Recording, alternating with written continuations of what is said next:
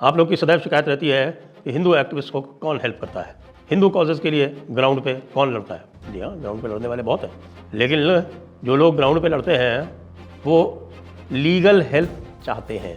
देखिए, जो legal cases लड़ रहे हैं लोग, मंदिरों के लिए लड़ रहे हैं, परंपराओं के लिए लड़ रहे हैं, और तो और बहुत सारे लोग जो हैं वो जब ग्राउंड पर जाकर हेल्प करते हैं तब उनके ऊपर केसेस होते हैं। जो दूसरा इकोसिस्टम है, काउंटर इकोसिस्टम, वो लोगों के ऊपर केस करता है, तो उनको बचाने के लिए ज़रूरत पड़ती है। उसके लिए चाहिए एक लॉयर्स की टीम, एक लॉयर्स का network, documentation, expenses, court fees, और इस सब के लिए चाहिए एक लीगल फंड, और वही हम इस समय कर रहे हैं। आप लोगों से अनुरोध है कि ये पहला राउंड है जो कि 31 तारीख को समाप्त हो जाएगा, तो अब आपके पास अवसर है कि इसको आप किस तरह आगे बढ़ा सकते हैं।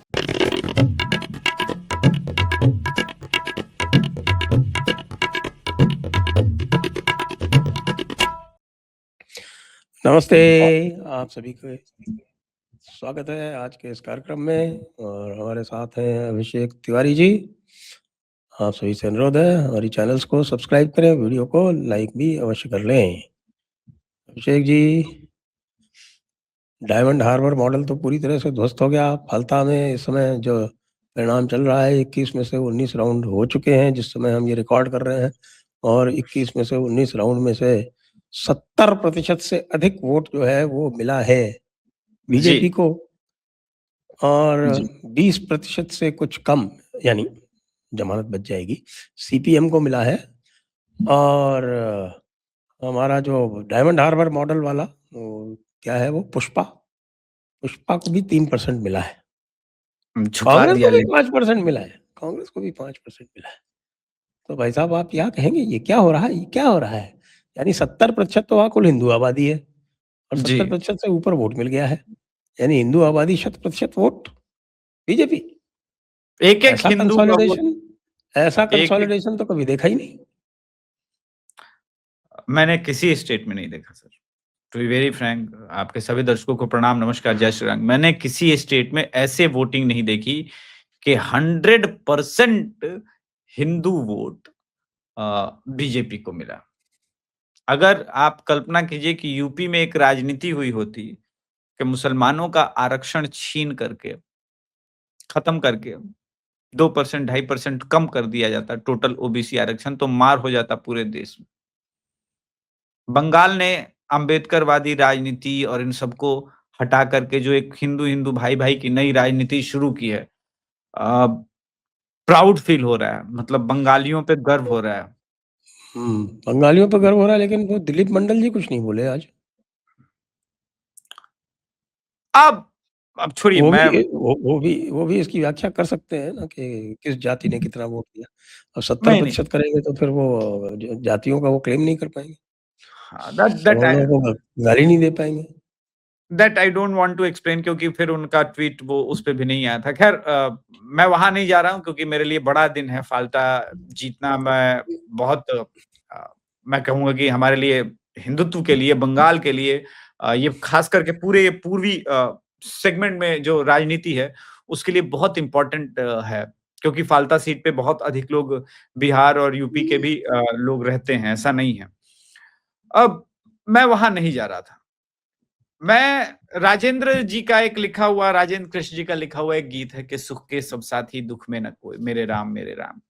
टीएमसी इस बात को और ममता बनर्जी इस बात को नहीं समझे। खैर, जहांगीर तो मुसलमान है, वो क्या ही समझता।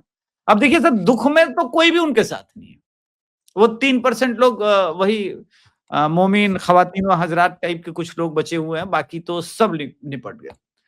बड़ी बात क्या है, इससे बड़ा कंक्लूजन क्या निकला है, वो 2029 के लिए बहुत बड़ा, मतलब एक राहत भरी खबर हो जाएगी बीजेपी के लिए भी और विपक्ष के लिए बहुत सिरदर्द वाली, क्योंकि लेफ्ट नेचुरल ऑप्शन के रूप में बन के उभरा है, न कि कांग्रेस। कांग्रेस अगर दूसरे नंबर पे रहती तब कांग्रेस के लिए मैं समझता कि एक संजीवनी कुछ मिली है, कम से कम बंगाल में वो बीजेपी के साथ वो मूल रूप से फाइट में आती, लेकिन ऐसा नहीं हुआ। मूल रूप से फाइट में आ गई लेफ्ट। क्योंकि उसका अभी भी बंगाल में जितना ही कैडर है, लेकिन वो बचा हुआ था और वो लोग प्रचार कर पा रहे थे फालता में। पहली बार वो खुद ही कह रहे थे कि बीजेपी सत्ता में आया तो हम लोग खुद खुल करके पोस्टर लगा पा रहे हैं, वोट मांग पा रहे हैं। इस सीट पर बीजेपी 1.5 लाख वोट से हारी थी और डायमंड हार्बर की इस मॉडल को अ, अभिषेक बनर्जी ने कहा कि हमारा मॉडल है, 10 जन्म में भाजपा इस मॉडल को तोड़ नहीं पाएगी। तो पुष्पा ने तो पहले ही सरेंडर किया था, बोला मैं झुकता हूं, आप जो झुकने के बाद मेरे साथ करना चाहते हैं वो कर लीजिए।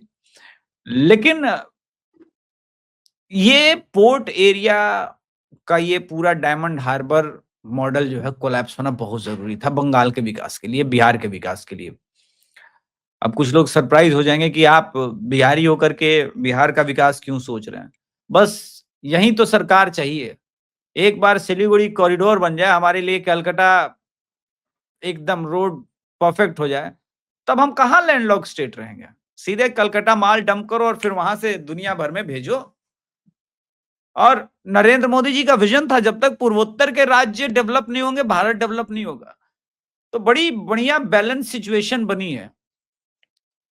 कांग्रेस को एक और हार के लिए आप चाहें तो बधाई दे दें। राहुल गांधी और कॉकरोच पार्टी जो चाहती थी वो भी नहीं हो पाया। तो इस जीत के कई मायने हैं। शुभेंदु अधिकारी का आप कह सकते हैं कि पहला जीत है उनके नेतृत्व में, उनकी जीत है। उन्होंने 1 लाख की जीत मांगी थी, जनता ने कही ये लीजिए सर, सारे हिंदू एक साथ 1 लाख की जीत आपको मिल गई, अब आप वो काम कीजिए जिसके लिए आप आए हैं। तो अभी तो लड़ाई अभी 1 शुरू लाख नहीं हुआ है, अभी जिस समय अभी 2 राउंड बाकी हैं जिस समय हम ये रिकॉर्ड कर रहे हैं, और अभी जो मार्जिन है वो केवल 99,000 है। हाँ, मतलब आप ये कह सकते हैं कि अभी तक 99,000 है, लेकिन 2 राउंड बाकी है तो मैं 1 लाख 99,433। लेकिन एक मजे की बात आपने देखी इसमें कि पहले राउंड में जबरदस्त लीड मिली, कोई 9,500 वोट जी बीजेपी को, और कोई 400 वोट जो है वो आपके सीपीएम वाले को, जो नंबर 2 पे था।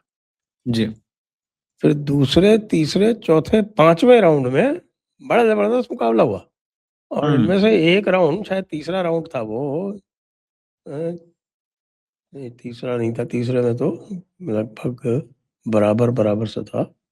हाँ, चौथे राउंड में सीपीएम आगे हो गई जी कुछ वोटों से, करीब 144 वोट उसको ज्यादा मिले, और 5वें राउंड में भी मुकाबले में थी।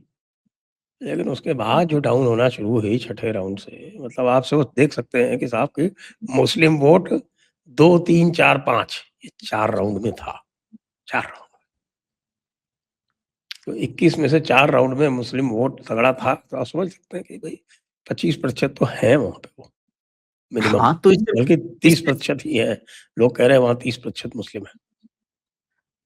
यही मैसेज निकलता है ना इससे कि आप 30% मुसलमान होकर के अब भारत की राजनीति में जो एक टेम्पलेट नया बदला है, अब आप ये नहीं कह सकते कि हम जिसको चाहेंगे उसकी सरकार बनेगी। अब जो हिंदुत्व की बात करेगा, हिंदुत्व की राजनीति करेगा, उसकी सरकार बनेगी। बहुत क्लियर हो गया। और पश्चिम बंगाल का ये मॉडल मुझे बहुत अच्छा लग रहा है, क्योंकि दम्भ टूटा है मुसलमानों का, गुरु टूटा है कि हम पैदा करके बढ़ जाएंगे, डेमोग्राफी बदल देंगे और उसके बाद अपने हिसाब से सरकार बनाएंगे। अब आप देखिए जो बंगाल में कार्य हो रहे हैं, चाहे फेंसिंग का कार्य हो, चाहे फ्राइडे के दिन जो है सड़कों पर नमाज नहीं पढ़ी गई, तो वो मॉडल है। जो कार्य हो रहा है बहुत बढ़िया ही हो रहा है। मतलब हालांकि इस वक्त तो देश में एक अलग सा कंपटीशन चल रहा है, अगर आप देखिए तो अलग सा कंपटीशन चल रहा है। शुभेंदु अच्छी बैटिंग करेंगे या योगी जी करेंगे, या उधर देवेंद्र भाव ने मतलब अलग ही कोहराम मचा के रखा है 5 दिन में। मतलब 5 दिन बुलडोजर चला वहां भी महाराष्ट्र में। तो ओवरऑल एक अच्छा कंपटीशन का माहौल बना है।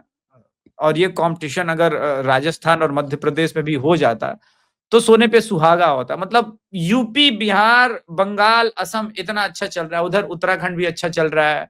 तो एकदम पूरा एक ये नया कॉरिडोर बन रहा है ना, गंगा वाला कॉरिडोर बन गया है। इस पूरे गंगा कॉरिडोर से जो है वो सफाई हो रही है मुगल वंश की। ये किसी ने नहीं सोचा है कि पूरे गंगा कॉरिडोर से सफाई हो रही है।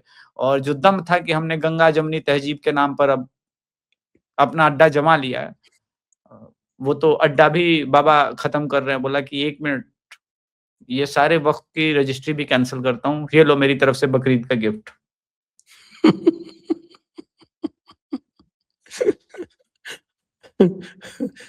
हम्म, अच्छा उन्होंने लगा भी गिफ्ट।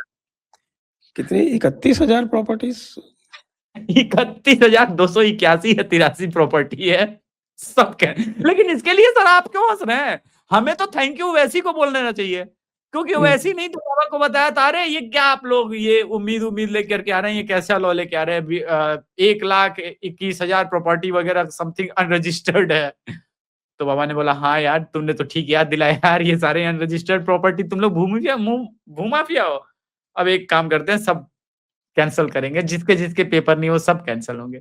तो अभी मुझे लग रहा है कि और कैंसल होंगे 60-70 हजार, तब जाकर के आप गाना गा सकेंगे संजय सर। अब जाके आया मेरे दिल को बेचैन दिल को करार। बेचैन दिल को करार तो कैसे आए साहब? अब आप ये देखें कि ये आप मदरसों में तो कह रहे हैं कि आप वंदे मातरम गाओ, सड़क पे नमाज पढ़ो मत, ऊपर से आप गाय काटने के लिए, गाय ना काटने के लिए पूरा का पूरा मुस्लिम समाज अपील कर रहा है, सारे आलिम उलमा सब इकट्ठे होकर अपील कर रहे हैं।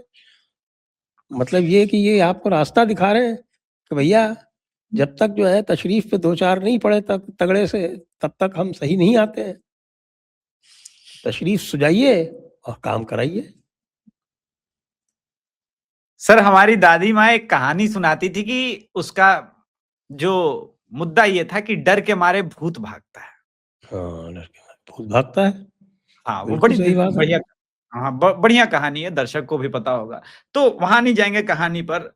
जिस प्रकार से संबल के, देखिए ऐसा नहीं कि रेसिस्ट नहीं किया था मुसलमानों ने, किया था, लेकिन जब संबल वाला पूरा प्रकरण हुआ ना तो पूरे देश को पता चला, अरे साला ये 70% भी है, लेकिन सत्ता की धमक और सरकार अगर कुछ चाहे ना तो सब कुछ बदल देगी। और फिर वहां से निकला इनका कि भाई ये 70% थे, ये सरकार का बिजली चुरा रहे थे, सब पर कानूनी कार्रवाई हुई। फिर आपने देखा कि कैसे वो सब भाग रहे थे वो पूरा एरिया छोड़ करके।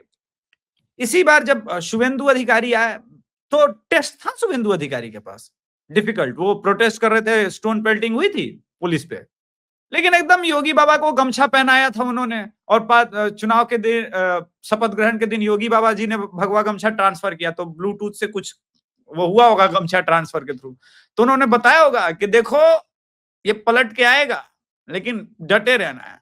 तो शुभेंदु अधिकारी खुद जाकर के पुलिस वालों को बोला कि एक एक से पैसा वसूलना है। तब जाके देखिए बुलडोजर मॉडल नहीं है सिर्फ यूपी, दर्शक यही समझे इस बात को कि यूपी में सिर्फ बुलडोजर मॉडल नहीं है, क्रैकडाउन सिर्फ बुलडोजर का नहीं है। बुलडोजर तो चला रहे हैं, लेकिन उस बुलडोजर पर तुमने अगर टूटे हुए घर के ईंट उठा के अगर मारा है तो उसका भी फाइन लेंगे, डीजल का भी पैसा लेंगे, पोस्टर लगवा देंगे। अगर हाई कोर्ट कुछ बोलेगा तो कानून बना करके फिर पोस्टर लगाएंगे। तो संविधान का पूर्ण उपयोग, घंटे का संपूर्ण इस्तेमाल बाबा जी ने सिखाया। उस मॉडल को पूरी तरह से लागू करना भी अपने आप में आर्ट है। शुभेंदु अधिकारी जी ने वो किया। तो जैसे ही बोला कि एक एक से पैसा वसूलेंगे, तो आधे तो सर कलकत्ता में आपको पता है बिहार के मुसलमान बसे हुए हैं, तो समझ गए कि भाई गया जाने का टाइम वापस आ गया है। लेकिन वहां तो सम्राट है, वो तो आप देख रहे हैं कि किशनगंज के साइड किस तरह से फेंसिंग हो रहा है, चौड़ीकरण हो रहा है। तो वो समझ गए कि भाई फायदा है नहीं, ना इधर के रहेंगे ना उधर के रहेंगे, तो चुप हो जाओ। फिर उन्होंने अपील करनी शुरू कर दी कि भाई नहीं नहीं नहीं नहीं, कहीं भी नहीं रखा है, शरीयत में भी कहीं नहीं है कि गौमांस करना है, आप लोग बकरीद के दिन बकरी काट करके ही कर लो, कोई दिक्कत और नहीं क्या, है। नाम जब बकरीद है तो बकरी काटो। वैसे बकरी नहीं भी सर, क्यों काटो नाम यार? बकरी नहीं है सर, नाम बकरा ईद है। नहीं नहीं नहीं, पहले बकरा भी क्यों काटो भाई, सिंबॉलिक काट लो बकरा। हमारे यहाँ आप शकट चौथ को बकरा कटता है ना, तिल का। आप चाहते हैं सर कि मतलब सिंबॉलिक केक बना के काटें? हाँ, क्रिश्चियनिटी में बिल्कुल हम यही चाहते हैं। क्रिश्चियन नहीं भाई हमारी तरह कर लो, एक शकट चौथ का पर्व होता है ना जिसमें बकरा काटा हाँ, जाता है। हुँ, हाँ, माताएँ काटती हैं, हुँ, बच्चों के लिए हुँ। व्रत रखती हैं, तो वो तिल का बनता है बकरा, तो तिल के बकरे का काटा जाता है। तो भाई हम कहते हैं कि भई आप तो केक नहीं कराना चाहते हो तो तिल का बना लो। नहीं, भभुआ में वैसे प्रसिद्ध माता का मंदिर है जहाँ पर कुछ क्षण के लिए बकरे को मृत किया जाता है मंत्र फूँक करके और वो सच में उस वक़्त मृत होता है थोड़ी देर के लिए। तो आप हुँ, चाहें तो अपना जो है अ, अपने आप को घर वापसी में लेके आएँ और वहाँ पर इस प्रकार का कार्य कर सकते हैं, वो ज़्यादा बेटर है। देखिए, बंगाल में अब जिस प्रकार की परिस्थिति है, अगर उनको भी सर्वाइव करना है तो खुलेआम स्वीकारें कि हाँ भाई हमारे पूर्वज कौन थे। जैसे कि जौनपुर के मुसलमानों को एहसास हुआ है कि उनके पूर्वज ब्राह्मण थे, क्षत्रिय थे, वो सब ढूँढ रहे हैं अपनी चौथी, 5वीं पीढ़ी। वो जा रहे हैं काशी के ब्राह्मणों के पास, पूछते हैं कि भैया थोड़ा निकालना हमारी पीढ़ी का क्या है इतिहास। तो इसी प्रकार का भान जो है बंगाल के भी मुसलमानों को हो और अपने वास्तविक मूल अस्तित्व को प्राप्त करें। कब तक आप वसीम अकरम त्यागी बने फिरिएगा? अपने असली त्यागी वाले पिताजी पर के पिताजी को ढूँढिए। मूल स्वभाव भारत का बदल रहा है। भाई शुभेंदु जी वैसे भी जो है वो हर बॉल पे सिक्स मार रहे हैं। भाई ये तो जो है ये सूर्यवंशी से और अभिषेक शर्मा से भी आगे निकल रहे हैं। वो कम से कम हर बॉल पे तो सिक्स नहीं मारते, ये तो हर बॉल पे सिक्स मार रहे हैं। अब आप देखिए, आज ही मैं देख रहा था कि सोना पप्पू और बड़े-बड़े जो दूसरे गुंडे हैं, उनकी सबकी आज 6 प्रॉपर्टीज़ जो हैं वो डिमोलिशन के लिए तैयार हैं और जी। उनके कोई प्रतिरोध भी नहीं हो रहा है तृणमूल की तरफ से और वो आज जो है वो उड़ा दी जाएँगी। बिल्कुल सही आपने बोला कि वो प्रॉपर्टी है लेकिन सबसे बढ़िया सोना बात तो पप्पू सोना पप्पू की प्रॉपर्टी है, उसमें जावेद खान की प्रॉपर्टी है। जावेद खान अरे तो सर भई फरहाद वो हकीम ने पहचानने से इनकार कर दिया सर। उसने बोला हम जानी ना, हम जानी ना रे भाई। अभिषेक बनर्जी की जो 17 प्रॉपर्टी की जांच शुरू हुई है, तो उसने बोला कि भैया मैं हूँ कलकत्ता का मेयर लेकिन हमको कुछ पता नहीं है, जो है अभिषेक जानता है, हम कुछ नहीं, हम बड़े निर्दोष आदमी हैं। हम बहुत सीधे-साधे आदमी हैं सर, हमारा कोई गलती नहीं है हुजूर। ये सब हमको बहला दिया था, फुसला दिया था। आप कहिए हम जाँच में पूरा सहयोग करेंगे। उसने बोला कि वो जाँच में सहयोग करने को तैयार है। इसीलिए मैंने शुरू में बोला कि सुख के सब साथी दुःख में न कोई। तो जितने लोग इनके अभिषेक बनर्जी और ममता के सुख के साथी थे, वो सब पलटी मार गए। अब खाली 3-4 लोग बचे हैं। महुआ बची है, वो सागरिका बची है, शियानी बची है जिसके नयन में काबा, हृदय में मदीना वदीना था, वही बची है। बाकी सब अगर आप देखिए तो मैंने तो सुना ये भी कि कुछ 43 एमएलए दिल्ली भी होकर के आए हैं। बोला ऐसे घूमने जा रहे हैं। हाँ, तो हाँ, मैंने 48 सुने थे, कई हाँ, तो 43 सुने अब हाँ, 5 बढ़ गए होंगे लेकिन 43 का मेरे पास अपडेट था कि लेकिन घूमने का जो पथ था ना सर, उधर भाजपा ऑफिस का एड्रेस पड़ता है। तो मुझे उस पे है कि भैया ये घूमते दिल्ली-विल्ली जहाँ घूमना था तैमूर रोड घूम लेते, लोधी रोड घूम लेते, ये सब घूम लेते। लेकिन जहाँ जिस रोड में घूम रहे थे उसमें लोधी, इब्राहिम, मुगल रहते नहीं हैं। तो मुझे डाउट हुआ कि भाई पूछा जाए कि क्या है? पता चला कि सर वो लोग डेस्परेट हैं, हाथ जोड़ रहे हैं कि सर किसी तरह से लिया जाए। लीजिए साहब बंगाल समाचार आ गया 1 लाख क्रॉस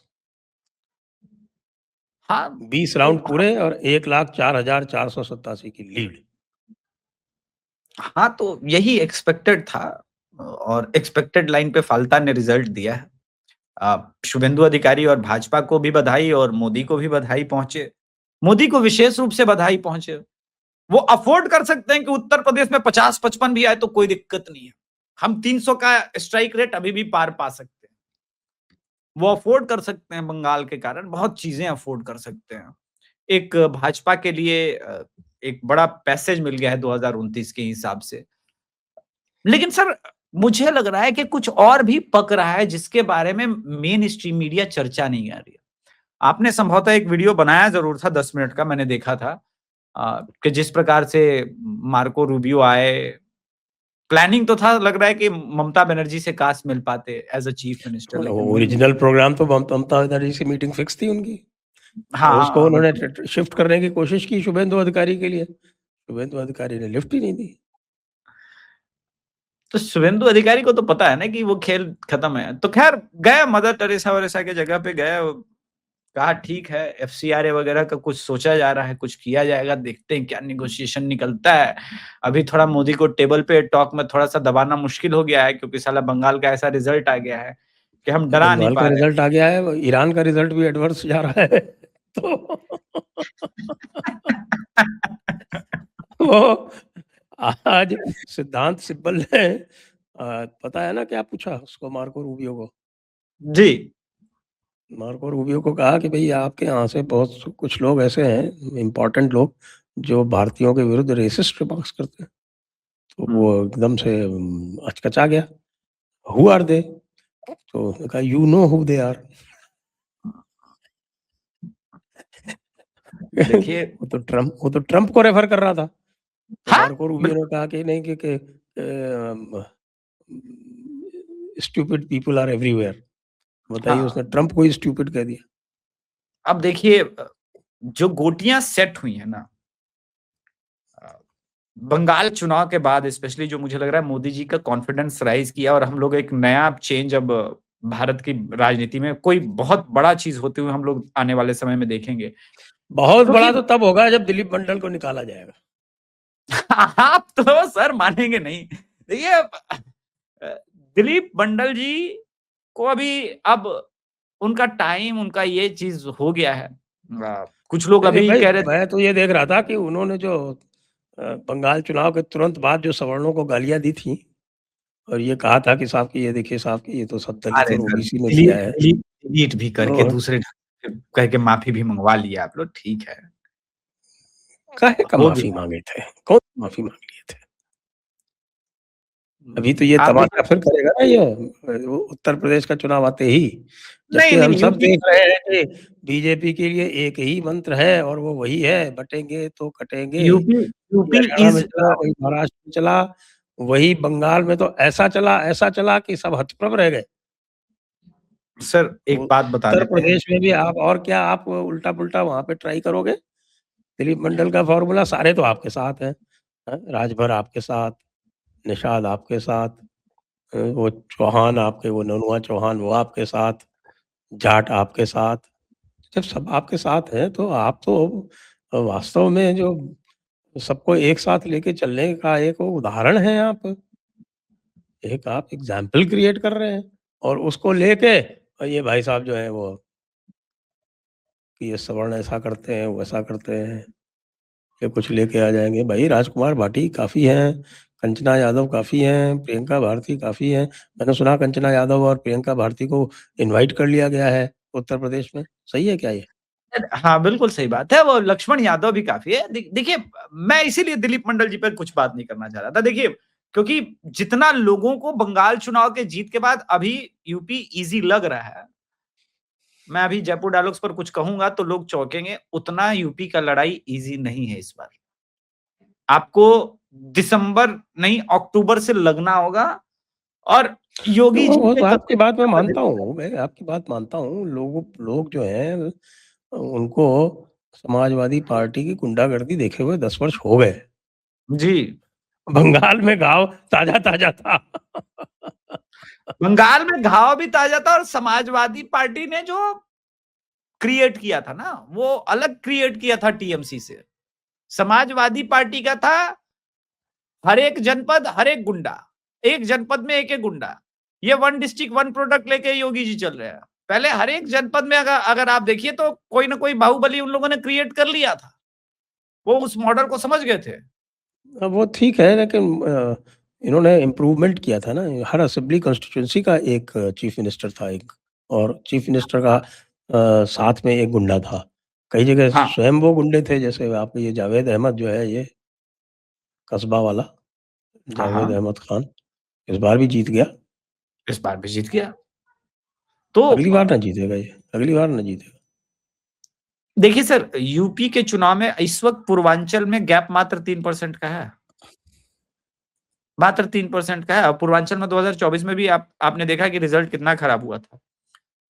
ऊपर से उत्तर प्रदेश के ऊर्जा मंत्री बहुत अच्छा काम कर रहे हैं। इतना अच्छा काम कर रहे हैं हाँ, कि गालियां पड़ती हैं कि साले अभिषेक तिवारी तू बोल क्यों नहीं रहा। मैंने बोला भाई मैं बोल ही तो सकता हूँ। मैं बोल रहा हूँ कि श्रीकांत सर से एक बार जाके देखें, पूछे, मिले कि यार आपने बिजली व्यवस्था कैसे ठीक कर दी थी यूपी में। AK शर्मा जी बाबू हैं, वो नेता पॉलिटिशियन है नहीं, वो ग्राउंड के फीडबैक को मानते ही नहीं है। बाबू लोग का आधा प्रॉब्लम तो यही है कि बाबू लोग को पता है कि हमको सब पता है, सब कुछ हमें खबर है, नसीहत ना दीजिए। तो दिक्कत है वहां पे कम्युनिकेशन का। और इस प्रचंड गर्मी में यूपी में सर बिजली व्यवस्था, मैं ये नहीं कह रहा कि कोलैप्स हो गई, किंतु श्रीकांत शर्मा जी की तुलना में बहुत खराब। और इनकी तुलना समाजवादी पार्टी के द्वारा सप्लाई की गई बिजली व्यवस्था से नहीं होती है। योगी जी के फर्स्ट टर्म में जो बिजली व्यवस्था में सुधार हुआ, जिस प्रकार का कार्य रहा, AK शर्मा जी की तुलना श्रीकांत शर्मा जी से होनी चाहिए। लोग गलत पिच पे जा रहे हैं। तो कुछ चीजें हैं जिसे सुधार करने की आवश्यकता है। जनता तक सही कम्युनिकेशन होना आवश्यक है। पिछले कुछ दिनों से उत्तर प्रदेश सरकार और जनता के बीच का जो संवाद का ब्रिज होता है, योगी जी अपनी तरफ से पूरा प्रयास करते रहते हैं। प्रतिदिन मैं उनके हैंडल्स को देखता हूं, ट्विटर हैंडल से लेकर के, उनका संवाद प्रॉपर है, मगर बाकी लोगों का संवाद, तो अब हमको सीरियस होना चाहिए, क्योंकि हम दुनिया में कोई भी रिस्क अफोर्ड कर सकते हैं, योगी जी वाला रिस्क अफोर्ड नहीं कर सकते। मैं चाहूंगा कि जयपुर डायलॉग्स के मंच से सभी राष्ट्रवादी सुने और जाति वाला एंगल को हटाएं और हिंदू हिंदू भाई भाई जो पश्चिम बंगाल से निकला उस पर फोकस करें। जी, जी। बात सही है आपकी, लेकिन अखिलेश यादव स्वयं भी तो लगे हुए हैं ना, योगी जी को जिताने में। हाँ, उनका उसके तो बारे में क्या एडवांटेज है। कहें? नहीं, उनका उसके बारे में एडवांटेज हमें देखिए, जिस प्रकार से तेजस्वी यादव लगे हुए थे, अखिलेश यादव तो उनसे और मैच्योर नेता है। वो समझ रहे हैं इस बात को कि बीजेपी का इस बार आना, चुनाव जीतना कितना आवश्यक है, और समाजवादी पार्टी का हारे बिना चुनाव उत्तर प्रदेश में जो भारत का सर्वांगीण विकास है वो पॉसिबल नहीं हो पाएगा। तो लगे हुए हैं। आपने ये नहीं देखा कि किस प्रकार से वो जो अब तक जाति ढूंढ लेते थे शर्ट का कलर देख करके पत्रकारों की, वो अचानक से जो है बड़ा मंगलवार, तीसरा मंगलवार, इन सब पर आए हुए हैं। तो क्या होता है, आपका फोकस शिफ्ट होता है। अभी समाजवादी पार्टी को ये समझ में नहीं आ रहा कि कौन कौन सा वर्ग उनको वोट कर सकता है, किसको किसको कैच करना है, तो हर तरफ भाग रहे हैं। प्रतिदिन पीडीए का डेफिनेशन भी बदल रहा है। लेटेस्ट ठीक क्या है, है? पता नहीं एक दिन पीड़ित दल अलायंस वगैरह कुछ हो जाए तो वो भी हो जाएगा किसी दिन।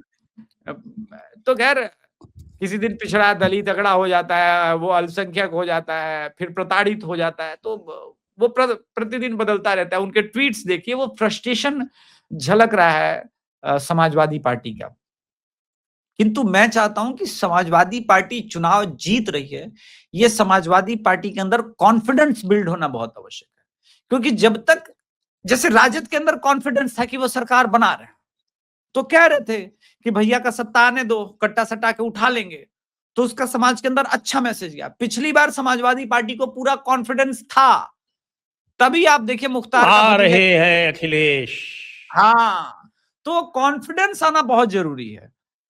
मुझे लगता है कि जैसे समाजवादी पार्टी और स्पेशली उनके कार्यकर्ताओं के अंदर ये कॉन्फिडेंस आ जाएगा कि वो चुनाव जीत रहे हैं, थोड़ा हमारे लिए आसान हो जाएगा। और चिंता की बात ये भी अखिलेश यादव के तरफ से होनी चाहिए, क्योंकि राहुल गांधी का अब तक यूपी के ऊपर कोई स्टेटमेंट आया नहीं। जैसे अजय राय ने हालांकि अच्छा काम किया, अजय राय के कार्य को मैं सराहता हूं, अजय राय ने बहुत अच्छा बयान दिया है। इस प्रकार के बयान के नीचे उन्होंने, योगी जी ने लिखा था कि अक्षम्य अपराध है, तो FIR भी हो गया है। नहीं, ठीक है, पवन खेड़ा जैसे जागरूक लोग देश भर में चाहिए, ये बात मैं मानता हूं सर। मेरी ट्रोलिंग ना समझे जनता। मैं चाहता हूं कि ऐसे नेता जो है हर हर स्टेट में रहें। तो अजय राय का बयान जो आया है मोदी जी को लेकर के, उसका एक पॉजिटिव इम्पैक्ट आएगा, योगी जी को भी चार्ज करेगा। लेकिन फिर भी अभी भी संपूर्ण आप प्रयास। आपकी बातों से तो ऐसा लगता है कि आप अजय राय और पवन खेड़ा जैसों को कॉकरोच मान रहे हैं बजाय कि बीजेपी को मानने के। अब आपने कॉकरोच जनता पार्टी पे बात छेड़ दी है, तो मैं कह देता हूं कि भाजपा जितनी लकीएस्ट पार्टी दुनिया में मैंने नहीं देखी। बीजेपी वर्तमान में जिन मुद्दों पर घिर सकती थी, वो सारे मुद्दे कॉकरोच जनता पार्टी के संस्थापकों ने कहा कि इन सब मुद्दों पे बहस की जरूरत नहीं है, हम हैं, पूरे देश का टेंशन डाइवर्ट कर देंगे, टेंशन की बात मत लीजिए मोदी जी, ये लोग आपके स्टार डिफेंडर नहीं है, हम लोग जो विदेशों में बैठे हैं हम आपको बचा लेंगे, आप टेंशन मत लीजिए। तो कॉकरोच जनता पार्टी ने जिस प्रकार से मुहिम छेड़ी, अखिलेश भी कॉकरोच जनता पार्टी वाले हो गए, कांग्रेसी भी हो गए, लेकिन ये समझ में ही नहीं आया कि जो बातें 2016 में ही रेखा गुप्ता ने ट्वीट करके कह दी कि अरविंद केजरीवाल ने कहा है कि मोदी मुझे मारना चाहते थे, मैंने बाजार में लाल हिट खरीदते हुए देखा था, तो वो 2016 में ही भाप गई थी कॉकरोच जनता पार्टी बनेगी, विजनरी तो है। तो ये लोग सोच ही नहीं रहे कि केजरीवाल के लिए हो रहा है। कंसिस्टेंट भी है। हाँ, कंसिस्टेंट भी है। Old wine in a new bottle, शराब वही है, किक वही देगी। पंजाब पर प्रश्न नहीं हो रहा है, पंजाब में जो कुछ भी हो रहा है, वैसे इस बार पंजाब इंटरेस्टिंग होने वाला है, मैं पहले ही भविष्यवाणी कर चुका हूं, उसके कई कारण हैं, वो अलग एपिसोड हम लोग करेंगे पंजाब पर। किंतु कॉकरोच जनता पार्टी का बनना, ये इन्फ्लुएंसर्स का आना, कांग्रेस समाजवादी पार्टी के लिए, राजद के लिए सेलिब्रेशन का मौका नहीं है, रोने का मौका है। ये तो सारे वेल नोन आप ही हैं, उस पर तो कोई बहस ही नहीं है। बहस तो इस बात पर है कि तुम क्यों खुश हो रहे हो भाई, तुम्हारी राजनीति तो ये लेके डूब रहा है। संभवतः केजरीवाल भी वही चाह रहा होगा जो बंगाल में लेफ्ट चाह रहा है कि एक बार ये साला अखिलेश खत्म हो जाए, राजद खत्म हो जाए, कांग्रेस खत्म हो जाए, तब हम शायद इंडिया के बड़े लीडर बन सकते हैं, तब हमारे पास 20, 25, 30% का वोट शेयर होगा। क्योंकि अब कंपटीशन अलग हो गया है, सबको पता है कि हिंदू वोट नहीं मिलेगा, सबके दिमाग में एक ही कंपटीशन है कि मुस्लिम वोट का किंग कौन, जिसके पास मुस्लिम वोट वो राजा। तो आप गुजरात में देख लीजिए, कांग्रेस वर्सेस राजद हो रहा है, तो लड़ाई नंबर 2 नंबर 3 की चल रही है। Thank you Congress Janata party, आप जैसे मूर्खों के कारण ही भाजपा जीत रही है, और भाजपा पर जो कुछ दबाव बनना चाहिए, आप जैसे महामूर्खों के कारण वो दबाव नहीं बन पाता पॉजिटिव काम के लिए भी, क्योंकि सकारात्मक आलोचना भी राजनीति में बहुत आवश्यक है, और इस वक्त विपक्ष नहीं है।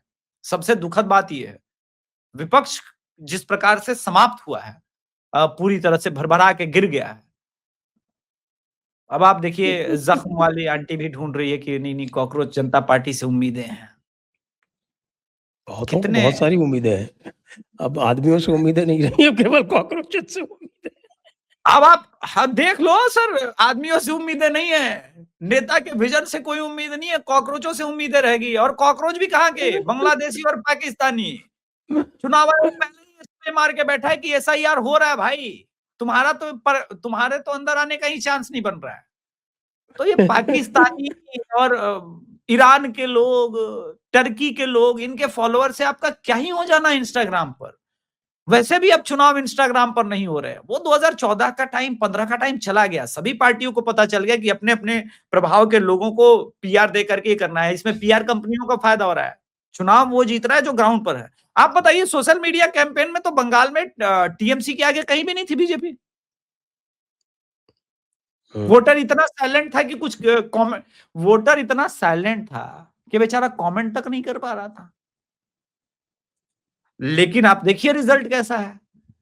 तो अदूरदर्शिता है, इसको क्या कहा जाए। पंजाब के संदर्भ में जरूर एक ये है कि भाई किसी तरह से वो चाहते हैं कि लाना। मैं बात कर रहा था अनुपम सर से फोन कॉल पे, सर मुझे टेंशन हुआ कि शर्मिष्ठा ने बोला कि केजरीवाल की वापसी हो रही है, तो बोला कि आप टेंशन मत लो, इसमें शर्मिष्ठा की कोई गलती नहीं, क्योंकि अरविंद केजरीवाल ने तो अपना डेट ऑफ बर्थ भी झूठ बोला होगा, तो शर्मिष्ठा ने जो भी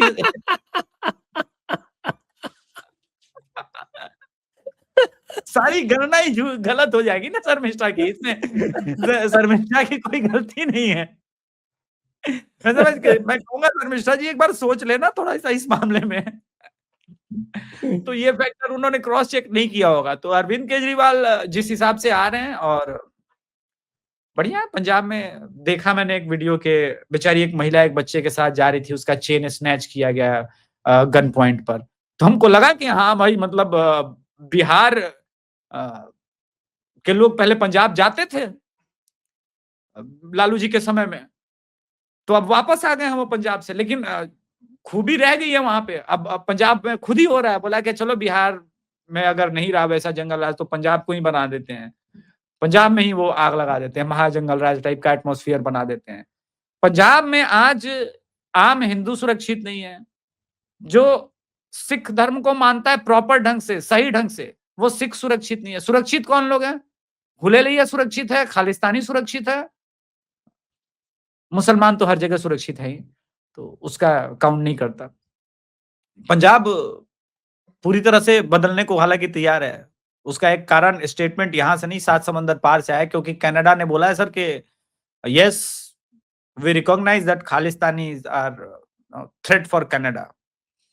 तो अगर कनाडा के लिए खालिस्तानी थ्रेट है, तब तो फिर पंजाब में भी थोड़ा सा मुश्किल आएंगी। एक नई खबर आपको सुनाता हूं जी। फाल्ता में जहांगीर खान को पोस्टल बैलेट में भारी लीड मिली है। ओके। और उनको 1526 पोस्टल वोट मिले, जबकि देवांशु पांड्या को केवल 245 पोस्टल वोट मिले। तो ये मॉरल विक्ट्री कही जा सकती है। देखिए, अब जैसे मैंने पहले भी कहा था कि शुभेंदु दादा के लिए जो सबसे बड़ा चैलेंज होगा, क्योंकि 10 साल में जो टीएमसी ने भर्तियां की, स्पेशली ओबीसी के अंदर पूरा एक मुस्लिम ब्रिगेड भर दिया, पुलिस थानों से लेकर के कर्मचारियों में उनका वर्चस्व है। वहां पे बांग्लादेशी अभी भी रोजगार में हैं। और भाई बांग्लादेशी जो है वो कहाँ जा रहे हैं, पहले ये बताइए। अभी मैं आज देख रहा था, लोग कह रहे हैं कि साहब ये बांग्लादेशी हमारे यहाँ देखे गए हैं नए नए, और कुछ लोगों ने तो उनको रोक लिया, बस स्टैंड पे ही रोक लिया। अच्छा, आप नहीं आप और बताइए ऊपर सर से कि आज आप होते तो आज कहाँ हमारे जाते? शुभेंदु अधिकारी जी ने कहा है कि वो जो है वो सारे उनको कह दिया है डिस्ट्रिक्ट मजिस्ट्रेट्स को कि आप अपने डिटेंशन सेंटर बनाइए सब जगह। और ममता बनर्जी कह रही है कि वो अलाउ नहीं करेंगी डिटेंशन कैंप्स। अलाउ नहीं करेंगे का क्या मतलब हुआ, नहीं समझ में आया मेरे। हाँ, तो मत करे उनके उनके अब अच्छा, वो उन्होंने नहीं कह नहीं रही है, कहा था उन्होंने ये। और अब शुभेंदु जी कह रहे हैं कि साहब कि वो हर जगह बनाइए आप। होल्डिंग सेंटर्स कह रहे हैं उनको, डिटेंशन सेंटर नहीं कह के। तो अब ममता दीदी को तो मेरे ख्याल से कुछ करना चाहिए, आमरण अनशन इत्यादि करना चाहिए। उसी आमरण अनशन, पिछला वाला आमरण अनशन को देख करके तो हम लोगों ने इलेक्शन प्रेडिक्ट कर दिया। अब क्या उनका प्रेडिक्ट करना चाहते हैं आप? रिटायरमेंट? अरे अब तो हो ही गया ना रिटायरमेंट। देखिए, मैं बता देता हूं, अभी भी एक बहुत बड़ा चंक केरल में, तमिलनाडु में, कर्नाटका में और तेलंगाना में भाग रहा है। उधर की डेमोग्राफी बदलेगी। उधर की डेमोग्राफी बदलेगी तो अत्याचार शुरू होगा हिंदुओं पर। जब हिंदुओं पर वास्तव में अत्याचार शुरू होगा सेकुलरिज्म के नाम पे, देखिए हिंदू जो है तब तक नहीं जगता है जब तक उसके पीठ पे कोड़े नहीं पड़ते। यूपी में 2014 में ऐसे थोड़ी ना जगह था। Let's let's make it on a fact basis, हम लोग थोड़ा बात करें। उत्तर प्रदेश का हिंदू जो है ना, 5 साल में जितना मार खाया था ना, स्पेशली 2007 में यूपी मायावती के रीजन में तो फिर भी थोड़ा बहुत राहत में था। 17 तक जिस प्रकार से मार खा रहा था ना, उसको समझ में आ गया था कि भाई जी जंजाल से निकलिए। जहां ये जहां सर सबसे इफेक्टिव स्ट्रेटजी तो यही होनी चाहिए कि बाकी जो आप जो नए नए पिछले 10 साल में जो नए वोटर आए हैं उनको ये याद दिलाए रहना चाहिए कि भाई पहले क्या होता था। ये थोड़ा डिफिकल्ट होता है सत्ता के साथ। क्या है ना कि वो भूल जाते हैं। बिहार के अंदर आप देखिए, बिहार में क्या बिहार एक में तो आज तक नहीं भूले लालू के अत्याचारों को। यस, क्योंकि हमने जनरेशन बाय जनरेशन लोगों को वो कहानियां, वो स्टोरी बताई, वो चीजें बताई है, तो मतलब वो इस बार दायित्व भी जो है समाज। वो लालू और उनके जो पुत्र और जो पूरा जो, खैर इसमें आपका कोई, आपने कुछ नहीं बताया इस बार तो कंचना यादव और प्रियंका भारती ने अधिक बताया।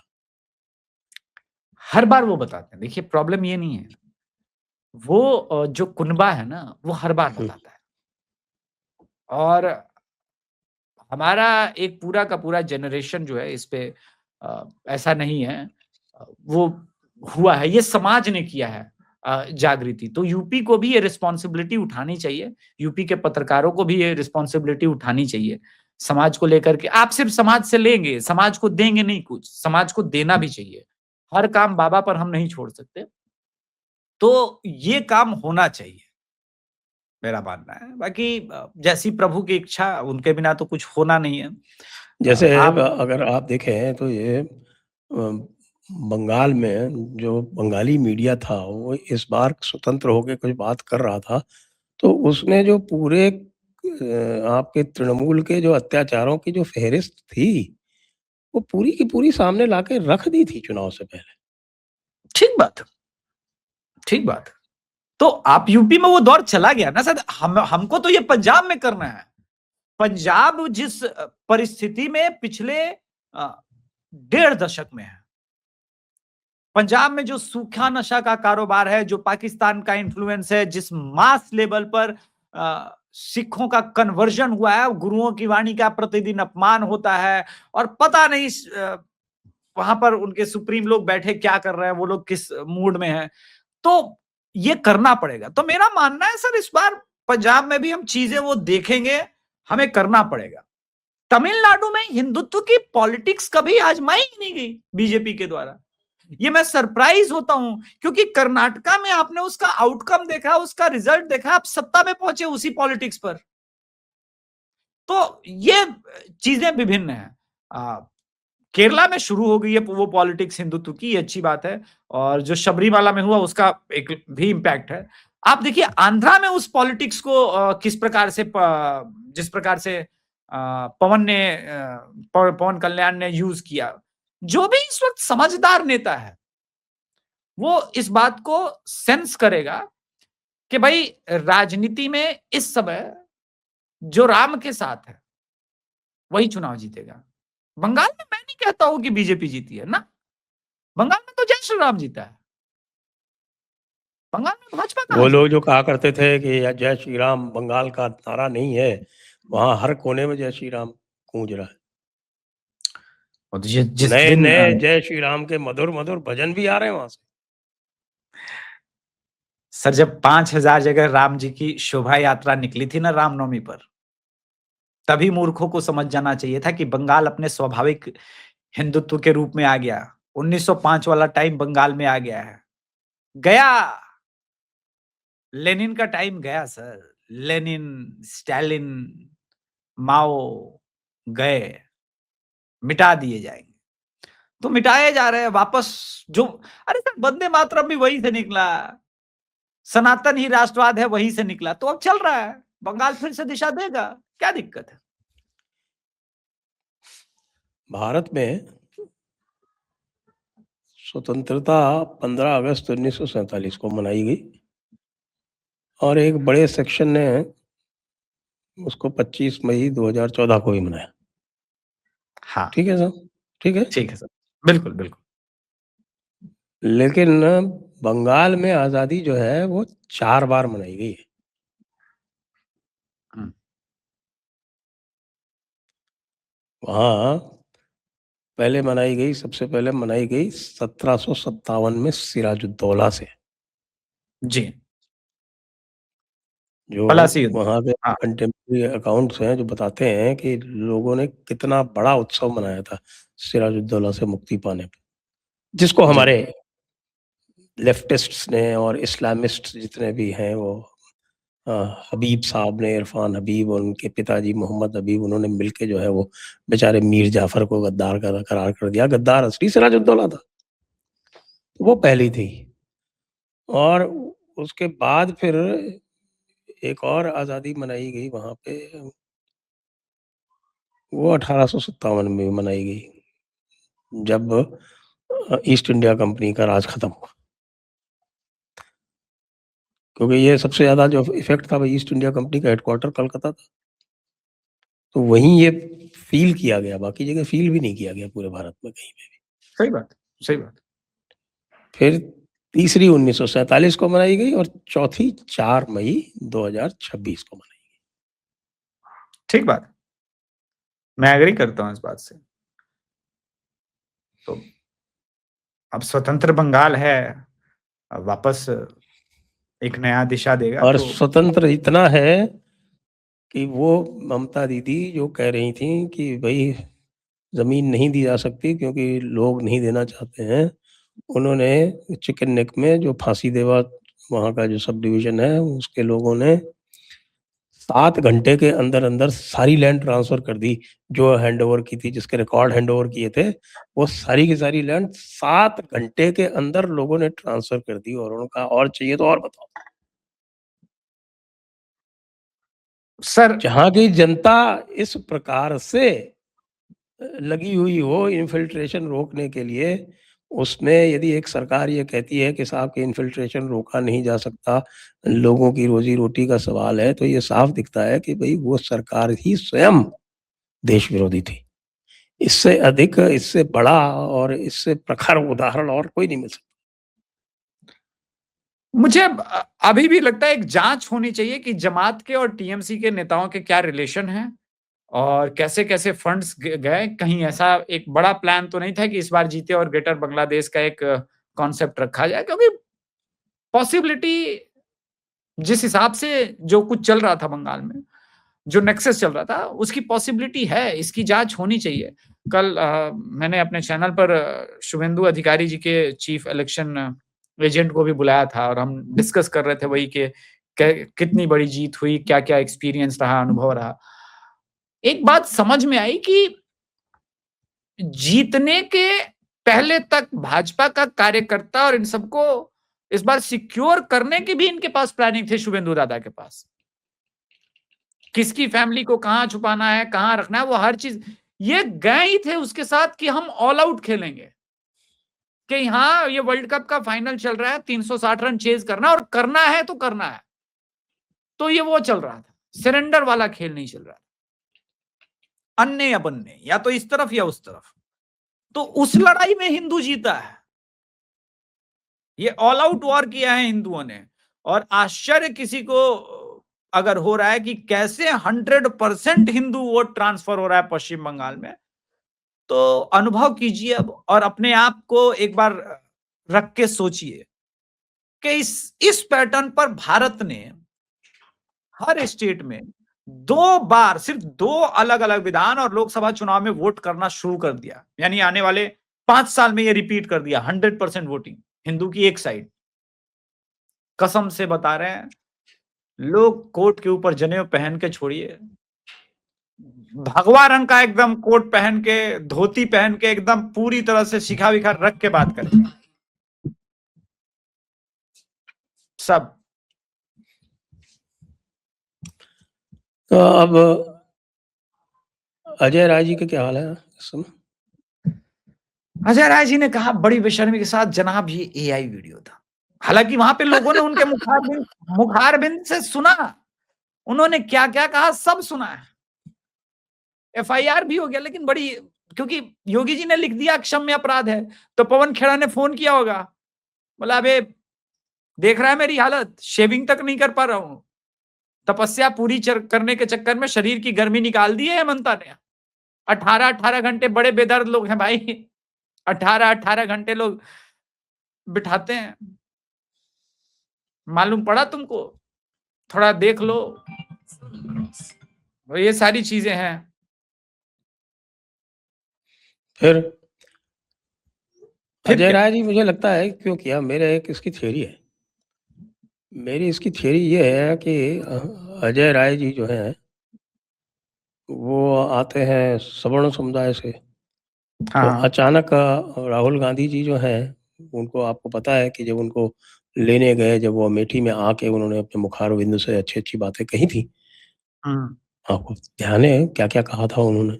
हाँ, गद्दार और पता नहीं क्या-क्या। सब तो कुछ, सब कुछ, सब कुछ। उस समय अजय राय को भी उन्होंने बड़ी हिकारत से देखा था कि तू सवर्ण समाज वाला, दुष्ट, बोल नहीं, अभी तक मेरी नज़रों में नहीं आया तू। अबे तेरा साला मुझे पता ही नहीं था कि तू सवर्ण है साला, मैं भी सवर्ण हूँ, मैं अपने आप से हेट नहीं करता हूँ लेकिन। अब तो फिर अजय राय ने सोचा क्या किया जाए? तो उन्होंने जो ट्राइड और टेस्टेड फ़ॉर्मूला है वो अपना लिया। मोदी को गाली दे दो, हाँ, मोदी को गाली देते ही तुम शेड्यूल कास्ट की कैटेगरी में आ जाओगे। बिल्कुल, बिल्कुल। तो उन्होंने दे दी। नहीं वो तो ये ठीक है, भूल दे गए दिए तो गलत ये ये स्टेट में दिया ये ना। ये भूल गए कि साहब कि यहाँ तो अतीक और मुख्तार भी नहीं बच पाए थे। मतलब वही बोला कि गलत स्टेट में दिया, इनको मध्य प्रदेश में ट्राई करना था, राजस्थान में जाके ट्राई करना था। हालाँकि वहाँ बसना था, ऐसा नहीं कि फिर वापस यूपी आना है, वो अक्षम में ही रहता है फिर। तो स्टेट गलत हो गया था। हाँ, नहीं करना चाहिए, गलत कर दिया, हाँ, गलत कर दिया। गलत कर अजहरुद्दीन दिया। की एक आदत थी सर, आप तो पुराने क्रिकेट मतलब आपने तो कहीं हमसे कहीं ज़्यादा दुनिया देखी। अजहरुद्दीन की एक बड़ी बुरी आदत थी। ठीक खेल रहा है, एकदम स्लिप के बाहर एक अचानक चम्मच लगा के आउट होता था। बड़ी बढ़िया आदत थी उसकी। वो लगता ही नहीं था कि मतलब फिक्सिंग का आउट है या सच में आउट हुआ, कैसे भी आउट हुआ, लेकिन स्लिप में देने की बड़ी आदत थी। ऑफ स्टंप के बाहर के गेंद को छेड़ने की। वो ऑफ स्टंप के तो बाहर की वो गेंद कुछ नहीं, वो तो क्या है कि वो कैप्टन था ना, तो उसको याद आ जाता था कि भई अरे! आज लोगों को हमने कैचिंग प्रैक्टिस नहीं कराई है, तो वो उस चक्कर में हो जाता था कभी-कभी, ऐसी कोई ख़ास बात। मतलब कहने का मतलब यही है कि ऑफ स्टंप के बाहर की गेंद थी। अजय राय को छोड़ देना चाहिए था। जाने देना था विकेट कीपर के दस्ताने में, लेकिन लगाया बैट। अब आप देखिए क्या होता है। एफआईआर हो गई है। चुनाव से ठीक पहले कहीं ना जेल चल जाए। चुनाव में क्या उखाड़ लेंगे, कौन-सा जीतने वाले हैं? अरे सर, इस देखिए मस्तिष्क में किसी के घमंड प्रभु ऐसे रामचरित में थोड़े ना लिखा है कि मति हर लीना, तो पहले मति हरते हैं। उसके दिमाग में ये आ गया कि अजय राय इतना बड़ा व्यक्तित्व है कि उसने मोदी को 4 राउंड में पीछे कर दिया काशी में, वाराणसी में। कोई मामूली नेता नहीं है हम। हम बहुत बड़े है तो आदमी हैं। ये तो बात सही है। अलग कहानी में, अलग दुनिया में जी रहे हैं। ये तो बात सही है। अब शुभेंदु अधिकारी को भी 4 राउंड में पीछे कर ही दिया था ममता बनर्जी ने, फिर भी हार गईं। जी, जी, वही बात। तो आइए फिर चर्चा को देते हैं विराम। सभी दर्शकों को देते हैं बहुत-बहुत धन्यवाद। अभिषेक जी को भी देते हैं बहुत-बहुत धन्यवाद और करते हैं वार्ता का समापन। जय हिंद, जय भारत, वंदे मातरम। जय जय श्री राम। जय श्री राम।